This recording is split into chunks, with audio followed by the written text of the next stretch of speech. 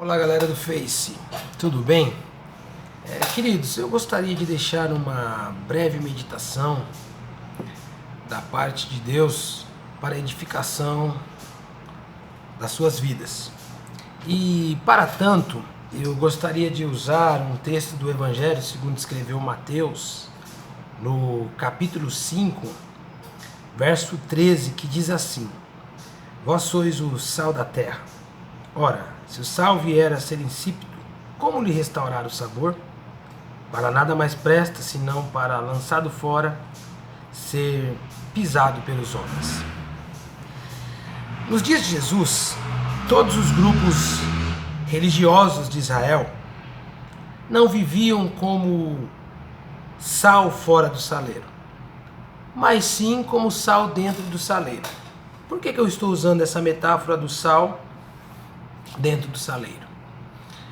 Porque o sal ele só cumpre com a sua finalidade se ele levar sabor e preservação para alimentos devido às suas substâncias e devido às suas composições.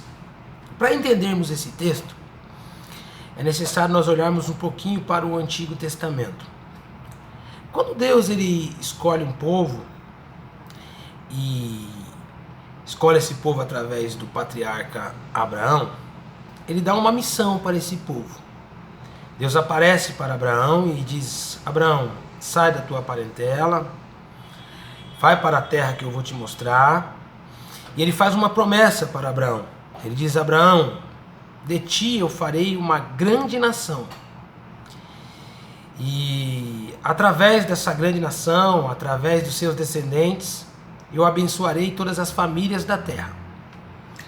Como que Abraão ele abençoaria todas as famílias da terra? O chamado do povo de Israel, que é o povo descendente de Abraão, era um chamado para abençoar todas as nações vizinhas de Israel através do seu relacionamento com Deus. Os missiólogos denominam a missão de Israel como uma missão centrípeta. Ou seja, o que significa a missão centrípeta? Atrair ao centro. Ou seja, através do relacionamento do povo de Israel com Deus, as outras nações seriam atraídas a Deus e se renderiam aos pés do Deus Todo-Poderoso e seriam servos de Deus. Porém, nós vemos ao longo do Antigo Testamento que Israel falha em atrair as outras nações através do seu relacionamento. Mas nós também vemos em Isaías, profeta dizendo que Deus constituiu Israel como luz para outras nações. Ou seja, eles deveriam levar os decretos, os conceitos e os mandamentos de Deus para outras nações e falharam nisso.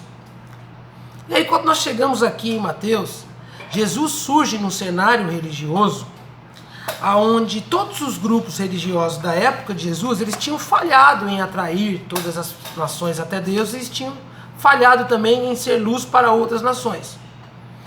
Havia na época de Jesus pelo menos 4 grupos religiosos que representavam a nação perante Deus. O primeiro grupo religioso era o grupo dos essênios. O grupo dos essênios foi uma comunidade que se alienou do mundo habitado daquela época e foram viver em comunidades perto do Mar Morto, conhecidas como as comunidades de Qumran. Os essênios entendiam que o mundo era mau. Eles viviam um maniqueísmo. Eles viviam um dualismo entre luz e trevas. E entendendo que o mundo era mau, eles não queriam ter contato com o mundo. E se alienaram e entendiam que se Deus quisesse alcançar o mundo, Deus alcançaria de uma forma sobrenatural e extraordinária, mas eles não deveriam se misturar com o mundo porque eram santos demais. E decidiram viver uma vida alienada da sociedade. O segundo grupo religioso da época de Jesus era o grupo dos fariseus. A palavra fariseu significa separados. Eles assumiram para si uma superioridade religiosa, entendendo que eram mais santos do que os outros e que deveriam interpretar as Sagradas Escrituras através de uma literalidade que fugiu do controle deles. Pois eles interpretavam a Bíblia de uma forma literal, mas uma literalidade errada. Eles liam nas Sagradas Escrituras o Senhor dizendo: coloque a palavra sobre a sua cabeça. Eles pegavam um pedacinho da lei, colocavam numa caixinha de couro e penduravam em suas testas. Se eles viam nas Sagradas Escrituras uma passagem que dizia: coloque a palavra do Senhor sobre o seu braço, eles pegavam uma caixinha de couro, colocavam um pedacinho da lei dentro e amarravam em seu braço. Interpretavam a Bíblia de uma forma literal, mas não a viviam no dia a dia. Não impactavam ninguém. Era uma literalidade estéril, oca, sem vida. O terceiro grupo da época de Jesus era os zelotes. Os zelotes, eles tinham um zelo extremado pela palavra de Deus e exagerado. Eles entendiam ser a espada justiceira de Deus na terra. Eles queriam uma intervenção de Deus que os libertasse do jugo do Império Romano através da força, através da espada, através da coerção. E fazendo assim, eles causavam mais mal do que bem para o cenário daquela época. E o quarto grupo religioso da época de Jesus era o grupo dos saduceus, cuja sua maioria era de sacerdotes. Estavam no templo, oficializavam no templo, estudavam a palavra de Deus todo dia, mas não a viviam. Os saduceus não acreditavam na ressurreição, não acreditavam em todos os livros sagrados das Escrituras. Ou seja, havia 4 grupos na época de Jesus, mas nenhum deles cumpriam com a missão que Deus havia dado a eles. Primeira lição que nós tiramos aqui desse contexto histórico é que muitas vezes nós corremos o risco de, como igreja, vivermos como os essênios, alienados do mundo, entendendo que o mundo é mau e muitas vezes deixando de levar a palavra do Senhor às pessoas que tanto necessitam e que a passos largos caminham para o inferno. Também corremos o risco de viver como os saduceus, interpretando a Bíblia de uma forma literal, vazia, mas que não leva vida para as pessoas que estão ao nosso redor e não traz vida para nós mesmos. Também, muitas vezes, vivemos como zelotes. Discutimos em nome da religião, brigamos em nome da instituição, matamos vida através dos nossos discursos. Jesus não morreu na cruz por placa de igreja ou por instituição. Jesus morreu na cruz pelos seus eleitos, por vidas.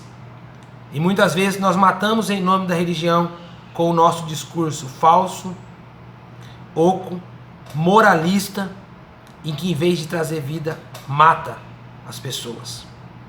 Também temos que tomar cuidado para não vivermos como os saduceus, dentro do templo, mas não acreditando em tudo que a palavra de Deus nos diz. Então, como ser sal da terra e luz do mundo no contexto em que vivemos hoje? Queridos, nós conseguimos ser sal da terra e luz do mundo aprendendo 3 lições. A primeira lição é que ser sal da terra e luz do mundo é transformar o contexto existencial das pessoas.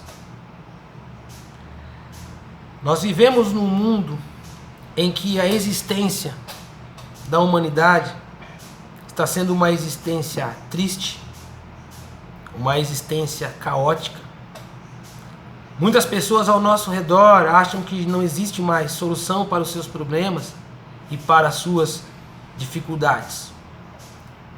Nós vivemos um tempo que cresce a cada dia o índice de suicídio. Especialistas dizem que quando as pessoas decidem se suicidar, não estão necessariamente querendo acabar com a sua própria vida, mas estão querendo resolver o problema, achar uma solução para a dificuldade, para a adversidade que faz com que eles achem que não existe mais saída. E nós, como igreja, devemos ser sal na vida dessas pessoas, levando uma pitada da graça de Deus, dizendo que em Jesus e no amor dele há solução para os problemas existenciais da vida. A palavra do Senhor nos diz em Jeremias 31:3: com amor eterno eu te amei e com benignidade eu os atraí. O nosso papel como igreja é levar para as pessoas esse amor eterno e fazer com que elas sejam atraídas pela benignidade e o amor de Deus. E entendam que a solução para os seus problemas é Jesus. Segunda forma de sermos sal da terra e luz do mundo na vida das pessoas é entendermos que nós devemos transformar a dimensão ética da sociedade. Ser sal da terra e luz do mundo é conservar os valores da palavra de Deus em um mundo perdido. Nós vivemos num mundo pós-moderno. A pós-modernidade, ela é boa em vários aspectos, pois nos traz um avanço tecnológico maravilhoso. Porém, com a pós-modernidade veio algo chamado que é o relativismo.